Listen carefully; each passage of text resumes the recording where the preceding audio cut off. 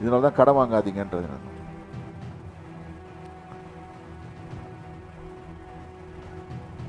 கடன் வாங்கினா என்ன ஆகும்னா, நீங்க நினைப்பீங்க அது உங்களுடைய நினைப்பீங்க ப்ராடக்ட். இது இருந்தாலும் நேற்று கூட என் காரு வாங்கி அந்த காரை கவனிக்கவே இல்லை நான். அதனால நேற்று போய் என் காருக்கு வந்து இந்த ஜிபிஎஸ் மாட்டணும், ஏன்னா ஊருக்கெல்லாம் போகணுமே, ட்ராவல் பண்ணுமே. இதை ஃபோனை கையில் பிடிச்சிக்கிட்டு அது ஒன்றும் உளருது.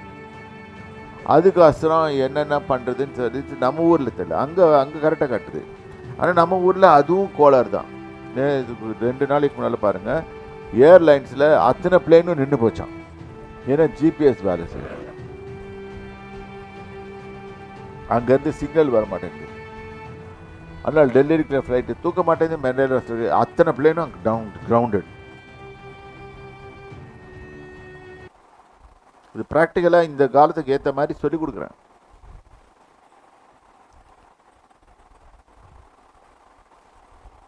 கடன் வாங்கிட்டா அப்புறம் என்ன ஆகும்னா, அது சேர்த்து வச்சுக்கும்.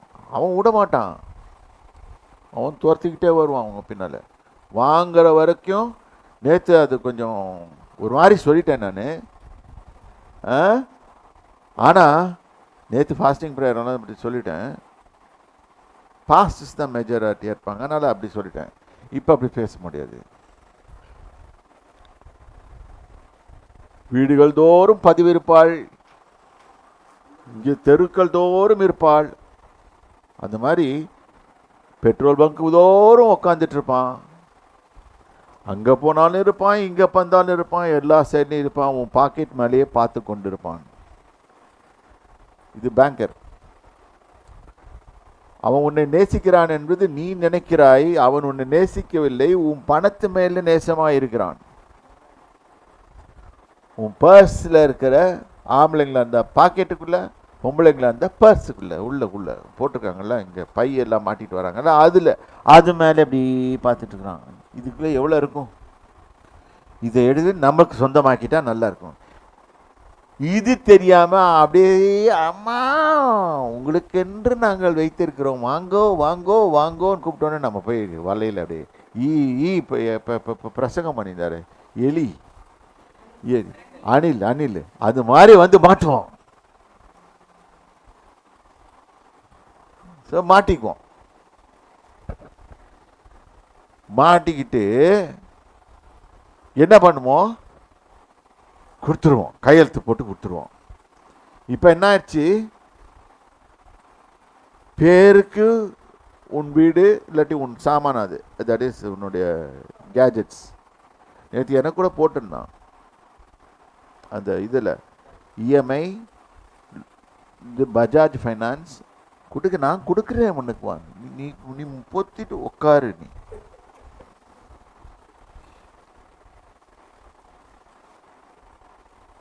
₹10,000 ஃபைனான்ஸ் கொடுக்குறான். 10,000 கூட இல்லை, 5,000 கூட கொடுக்குறான். 5 லட்சம் இல்லை எனக்கு வருதுங்க, 10 கோடியெல்லாம் வருதுங்க. அதெல்லாம் 5,000 கூட வேணும்ன்றேன்.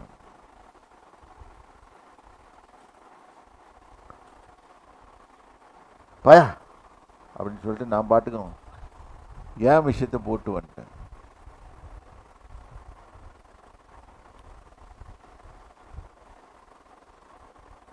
அப்புறம் வீடு வாங்கி கட்டுவீங்க, கட்டி எல்லாம் உங்க செலவு. அதுக்கப்புறம் அது தார வார்த்து உங்க பணத்தெல்லாம் உங்க எனர்ஜியெல்லாம் போட்டு அதை யார் கொடுத்தறீங்க? பேங்கர். இன்னைக்கு ஸ்டாட்டிஸ்டிக்ஸ் எடுத்து பார்த்தா மெட்ராஸில் இருக்கிற முக்காவாசி வீடுகள் யாருக்கு சொந்தம்னா எஸ்பிஐக்கும் HDFCக்கும் சொந்தம்.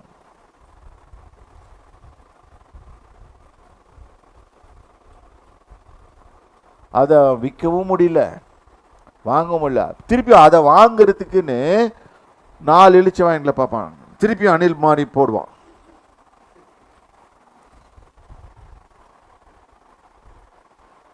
மேபி இந்த வீடு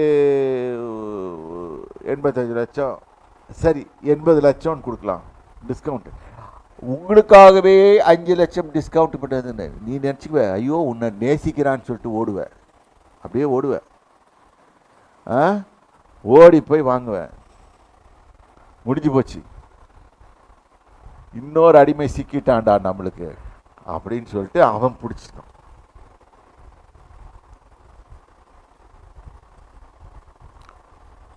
இது பொருளாதார நிபுணர். ஜிடிபி உயரணுங்க, ஜிடிபி வரும். ஜிடிபி இப்படியெல்லாம் உயரணும்னு அவசியம் இல்லை.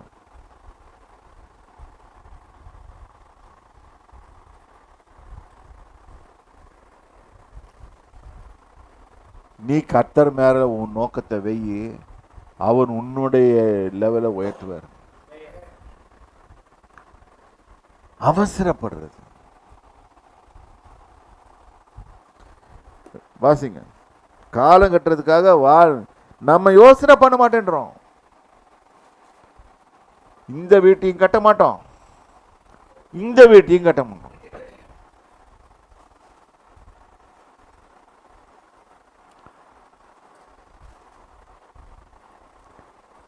ரெண்டு பாஸ்டருங்க உட்காந்து ஐயோ ஐயோ ஐயோ ஐயோ ஐயோ பாட்டு பாடிக்கிட்டு அவங்க பாட்டுக்கு இது பண்ணிட்டு இருக்கிறாங்க.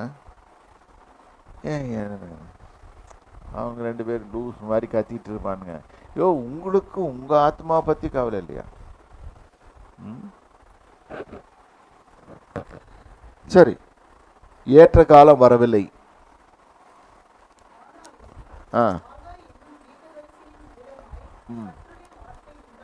உண்டாகி அவர் சொல்லுகிறார். இப்ப கர்த்தர் என்ன சொல்றாரு? டேய் உங்களை பார்த்து இன்னைக்கு சேட்டை அதிகமா போச்சு, உங்களை பிடிக்கிறேன் நான்.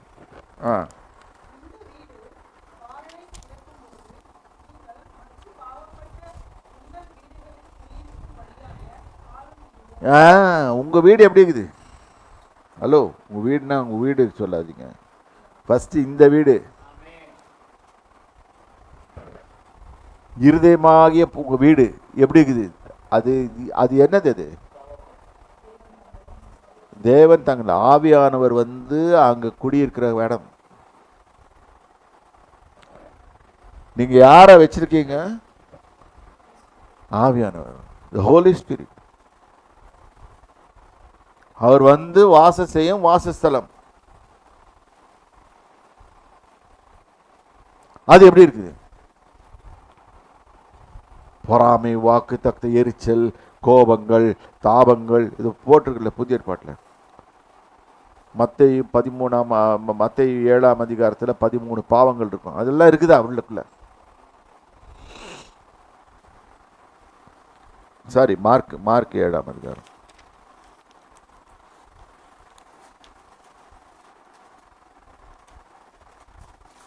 சொல்ல வேண்டியது என் கடமை, கேட்க வேண்டியது உங்க கடமை, செய்ய வேண்டியது உங்க கடமை. செய்யலைன்னா அக்கிரமம் செய்கிறவன் இன்னும் அக்கிரமம் செய்யட்டும்னு அவர் சொல்லிடுவார். சரி, 7ஆம் அதிகாரம் 20வது வசனத்துல வாசிங்க. மனுஷனுக்குள்ளே இருந்து புறப்படுகிறதே மனுஷனை தீட்டுப்படுத்தும். உள்ளந்து வருது, வெளியே வருது. உள்ளுக்குள்ள என்னென்ன ஸ்டோர் பண்ணி வச்சிருக்கணும்? Store house. எல்லாத்துக்கும் ஒவ்வொரு வீட்டுக்கும் ஸ்டோர் ஹவுஸ் இருக்கும். எங்கள் வீட்டில் கூட நிறைய ஸ்டோர் ஹவுஸ் இருக்குது. என் சம்சாரத்தை கேட்டிங்கன்னா சொல்லுவோம். மேலே அங்கே ஒன்று, கீழே இங்கே சைடில் ஒன்று, அந்த சைடில் ஒன்று, கடியில் ஒன்று, கட்டிலுக்கு மேலே ஒன்று, எல்லாம் வச்சுருக்கோம் ஸ்டோர் ஹவுஸ்.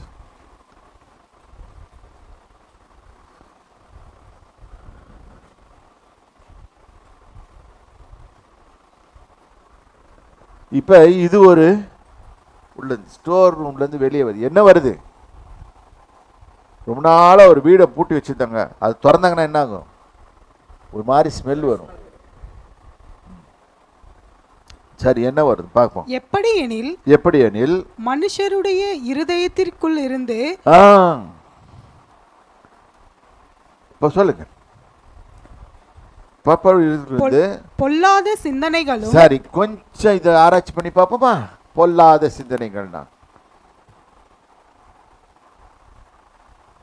இப்ப ஒருத்தன் நம்மளோட அதிகமா முன்னேறிட்டான் இந்த உலக பிரகாரமா. உடனே அவன் எப்படி முன்னேறுவான்?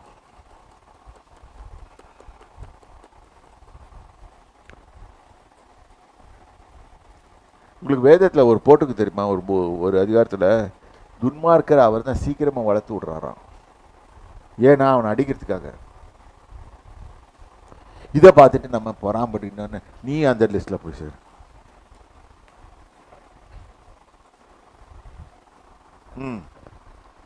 விபச்சாரங்களும் இல்ல பொல்லாத சிந்தனைகளை ஒண்டி ஆராய்ச்சி பண்ணுவோம். நமக்குள்ள என்ன பொல்லாங்க சிந்தனை? ஒருத்தன் வளர்ந்தா எரிச்சல் வருதா? அவன் தான் முதுக கவனிச்சாலே போதும்.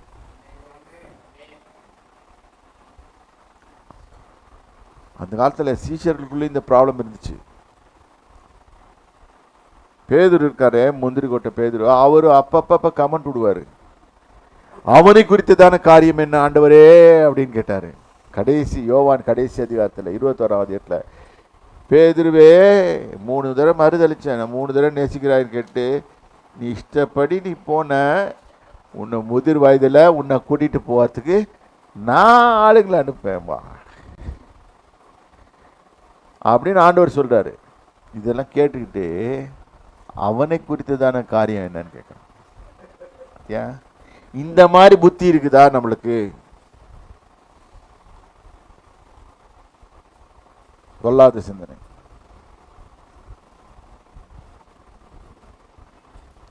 அவன் ஒண்டி நல்லா இருக்கிறானே, நான் இப்படி இருக்கிறேனே.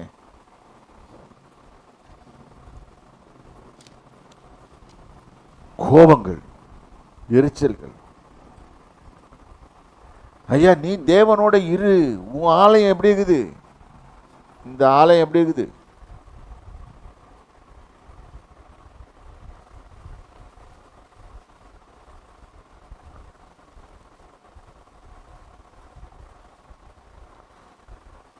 கொஞ்சம் இது சொன்ன உடனே கொஞ்சம் திங்க் பண்ணுவீங்க, என்னடா இவன் ஆலயம் ஆலயம்னு சொல்லிட்டு இருக்கிறான் அப்படின்னு. இதை தான் சொல்றாரு, திங்க் பண்ணி பாருன்றாரு ஆண்டவர். நீங்கள் சிந்தித்து பாருங்கள், உங்ககிட்ட என்ன இருக்குது? என்னை விட்டு நீ விலகி தூரமாய் போவதற்கு உனக்கு அந்த காரணம் வரத்துக்கு காரணம் என்ன? நீ நினைச்சுக்கிற 2 அல்லேலூயா 2 ஸ்தோத்திரம் போட்டு இப்படி பண்ணா எல்லாம் சரியா போயிடும் நினைக்கிற. அப்படி ஆவாது.